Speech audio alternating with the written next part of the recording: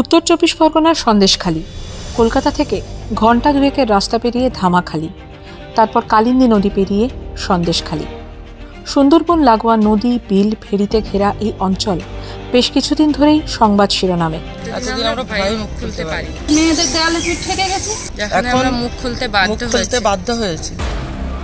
জানুয়ারির শুরুতে রেশন দুর্নীতি মামলায় শেখ শাহজাহানের বাড়িতে তল্লাশিতে গিয়ে তার অনুগামীদের বিক্ষোভের মুখে পড়ে ইডি। মাথা ফাটে এক আধিকারিকের। না দিদি, এটা ভুল কথা। গ্রামবাসীরা কোনো দিনের জন্য আটকায়নি, ওটা আটকেছিল ওনাদের শাহজাহান বাহিনীর লোকেরা। ছবিটা বদলে যায় কয়েকদিনের মধ্যেই।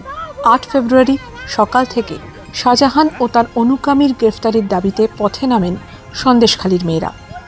তারপর থেকেই বিক্ষোভে উত্তাল নদী ঘেরা দ্বীপ অঞ্চল।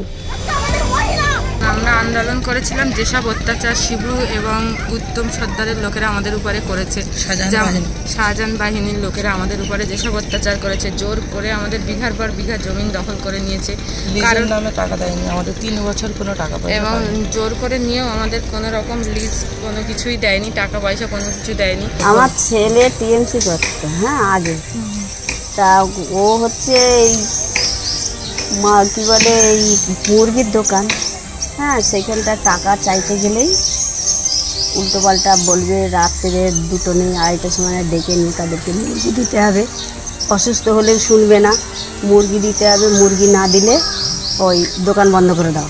কারা চাইতো এরকম মুরগি? ওই যে শিবু হাজরা। মহিলাদের তুলে নিয়ে গিয়ে রাতের পর রাত নির্যাতন করতো স্বামী। এবার মহিলারা না যেতে চাইলে তাদেরকে তুলে নিয়ে গিয়ে তাদের স্বামীদের উপরে অত্যাচার করা হতো। এইসব সব কিছুর বিরুদ্ধে আমরা আন্দোলনে নেমেছি।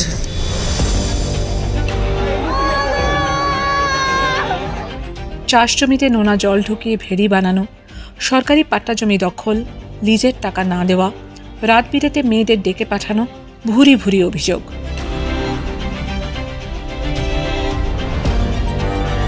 স্থানীয়দের বক্তব্য, তারা সকলেই আগে তৃণমূল করতেন। শাসক দলের পাল্টা অভিযোগ, বিজেপি সিপিএমের উস্কানিতেই অশান্তি এলাকায়।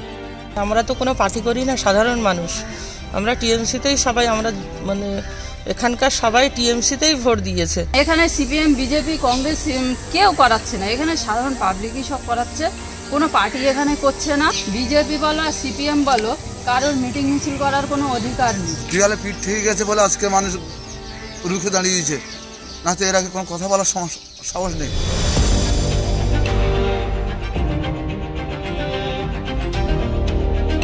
এলাকায় দেখা নেই শাসক দলের নেতাদের। ত্রিমোহিনী বাজারের কাছে পার্টি অফিসে তালা ঝুলছে। স্থানীয়দের অভিযোগ, সরকারি জমিতে নয়াঞ্জলি ভরাট করে তৈরি হয়েছে ওই অফিস। 2019 থেকেই নাকি লাগামহীন উত্থান শাহজাহান, শিবু, উত্তমদের। এতদিন কেন পুলিশের কাছে অভিযোগ জানাননি? গ্রামের লোক বলছেন, সমান্তরাল প্রশাসন চালাতেন সন্দেশখালীর মুকুটহীন সম্রাট। প্রশাসন তো এদের কথা নাজবুজ করে। আমাদের বিডিও সাহেবকে মারলো, কোনো প্রতিকার হলো না।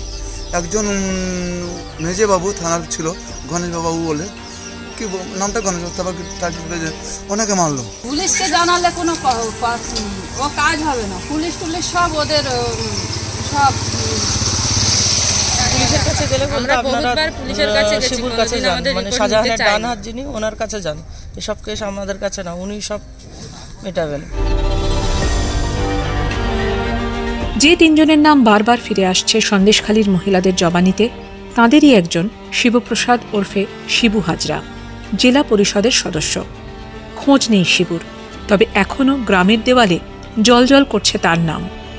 বিক্ষুব্ধ জনতা 7 ফেব্রুয়ারি ভাঙচুর চালিয়েছে তার পোলট্রি ফার্মে, আগুন ধরিয়ে দেওয়া হয়েছে তার মেছো ভেড়িতে। এখনও টাটকা সেই ভাঙচুরের চিহ্ন। আমাদের পরিবারের নামে কেস হয়েছে, এবং যারা মিডিয়ার সামনে যাচ্ছে, কালকে আবার মোট 77 জনের নামে ফাইল করা হয়েছে। যেমন জেলিয়াখালী পোড়ানোর অভিযোগে আমাদের নামে আবার 77 জনের নামে জিপিএস ট্র্যাক করে দেখুন। আমরা কিন্তু আমরা যেই দিন জেলিয়াখালী আগুন ধরে, সেই দিন আমরা সন্দেশখালী থানার সামনে বিক্ষোভের মধ্যেই ছিলাম। তৃণমূলকে কিছুটা ব্যাকফুটে দল থেকে সাসপেন্ড করা হয়েছে উত্তম সর্দারকে। সোমবার নারী নির্যাতনের অভিযোগের তদন্তে 10 সদস্যের কমিটি গঠন করেছে রাজ্য সরকার। শতপ্রণোদিত হয়ে তদন্ত শুরু করেছে রাজ্য মহিলা কমিশন। সোমবারই সন্দেশখালী গিয়েছিলেন মহিলা কমিশনের চেয়ারপারসন লীনা গঙ্গোপাধ্যায়। এই অভিযোগের ভিত্তিতে আমরা ওদের একটা কমপ্লেন করতে বলেছি কমিশনকে। আমরা অলরেডি সুমোটো করেছি 2 দিন আগে, যেদিন জানতে পেরেছি তার পরের দিন সকালেই করেছি।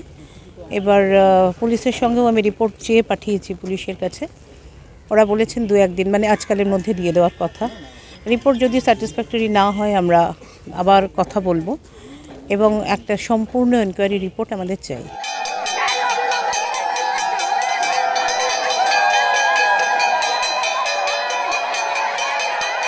দু 2006 সিঙ্গুর আর 2008 সালে নন্দীগ্রামে লাঠি ঝাঁটা গাছের ডাল হাতে গ্রামের মেয়েদের পথে নামতে দেখেছিল বাংলা। নন্দীগ্রামের বিক্ষোভে হামেশাই শোনা যেত উলুধ্বনি আর কাঁসর ঘণ্টার শব্দ। সোমবার সন্দেশখালীর ত্রিমোহিনী বাজারে মহিলাদের জমায়েত থেকেও ভেসে এলো একই শব্দ।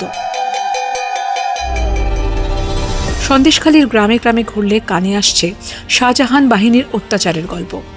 পাল্টা প্রতিরোধের স্বরও ভাসছে হাওয়ায়। তেভাগা আন্দোলনের স্মৃতি মুছে গিয়েছে বহুদিন। সন্দেশখালীর তেভাগা আন্দোলনে নিহত রবিরাম, চামু বিশেদের নাম আর মনে নেই কারো।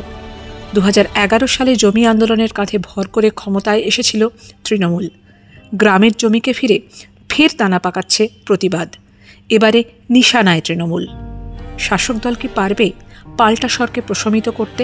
মমতা ব্যানার্জি কি বুঝতে পারছে না যে হচ্ছে গিয়ে তার এই জনসাধারণ সব এক হয়ে গেছে এই দুটো গুন্ডার জন্য? এখানে আমাদের মুখ্যমন্ত্রীকে একটাই কথা বলার ছিল যে উনি একবার উনি একজন নারী হয়ে এতগুলো নারীর দুঃসময় উনি আমাদের পাশে এসে দাঁড়ালেন না। এটাই হচ্ছে আমাদের একটা দুঃখের জায়গা। আমরা মাওবাদীকে এই দেশের লোক দিদি জানে আজকে মেয়েরা কেন আছে তো দিদি তো মেয়েদের হয়ে লাগবে দিদি